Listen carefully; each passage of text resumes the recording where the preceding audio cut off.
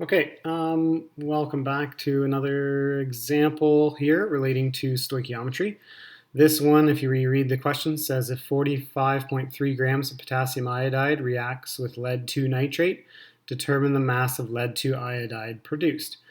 So whenever we do a stoichiometry problem, we always want to do basically 4 steps. Write a balanced chemical equation, convert whatever we're given to moles. So in this case, we know information about potassium iodide. We're going to get that to moles.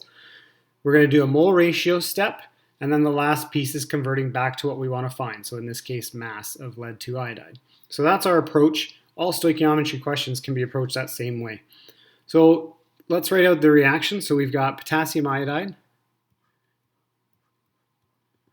and we've got lead 2 nitrate, so PbNO3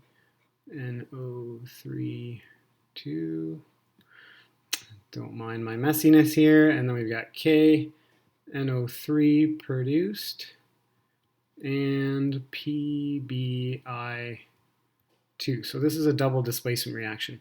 And we always want to make sure it's balanced. So to balance this, we're going to need 2 potassium nitrates and 2 KIs. Now I'm going to show you a little different approach than using that table. I'll show you another way to set it up. This way, what we're going to do is we're going to use our reaction as sort of setting up our table, and we're just, instead of having all the rows and lines and everything, we're just going to write the information underneath each substance that we know. So we know 45.3 grams of Ki. We want to find the mass of PbI2 in grams. That's what we're trying to find. The other piece of information, because we know to go from masses to moles, we're going to need molar masses. So if you use your periodic table, you'll figure out that the molar mass of Ki is 166.0 grams per mole. So that'll allow us to find the moles of Ki. Once we've got moles, then we can go and we can do a mole ratio to get moles of PbI2. And we know to go from moles of PbI2 to mass, we need our molar mass. So our molar mass of PbI2 is 461.00 grams per mole. So this is sort of the setup. It has a similar look to the way the table would, except we kind of keep all those pieces there. We can see the mole ratio 2 to 1. We can see what our masses, our molar masses, all those pieces. So the first thing we're going to do is work with what we know, which is the Ki. We're going to find moles of Ki.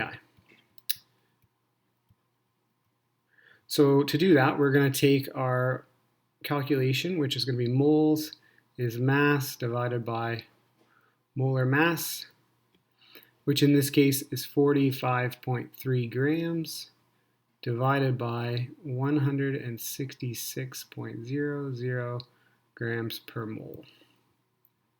And when we do that math, we will get 0.272891 moles. And again, thinking ahead to significant digits, I know this number here, 45.3, has 3 significant digits. This number, 166.00, has 5 significant digits. So my answer is really only carrying 3 significant digits. So I just underline that so that I can sort of follow the significant digits through as I keep working. So the next step, I like to call that step 2 because we did our balanced chemical equation was sort of our step 1. Our step 2 was find moles of Ki. The next thing we're going to do, our step 3, is our mole ratio, right? So this will allow us to essentially, I'm going to grab a pen here, different color, and it allows us to go all the way from this value to this one, right? That's what this mole ratio step allows us to do. So to find that mole ratio then, I'm going to show you how we can do that. So we're going to take our 0.272891 moles Ki, and we're going to multiply that by our fraction, which our fraction is what we want to find on top from our balanced chemical equation. It's 1 mole PbI2 divided by 2 moles of Ki. So this is where your balanced chemical equation comes in. I just made a little mistake there, so let me see if I can erase that. Perfect. So if we get back into this then, when I do the math, that will equal 0.136 4457 moles PbI2. But again, I'm still carrying those 3 significant digits through if I follow my significant digits through.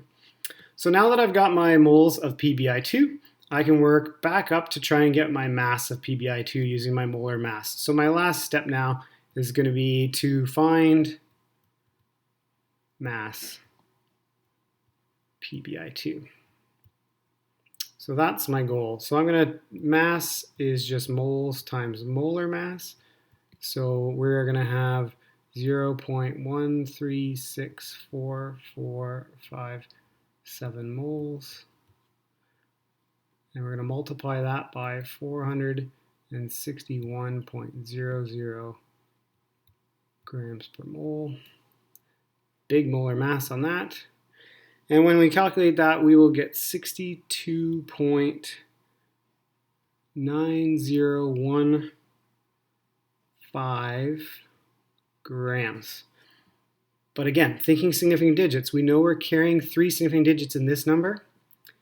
My molar mass had 5 significant digits, so our rules of significant digits say we should have the lower number of significant digits in our answer when it's multiplication division. So our mass is going to be 62.9 grams. And that is our mass of PbI2 that gets created from this reaction.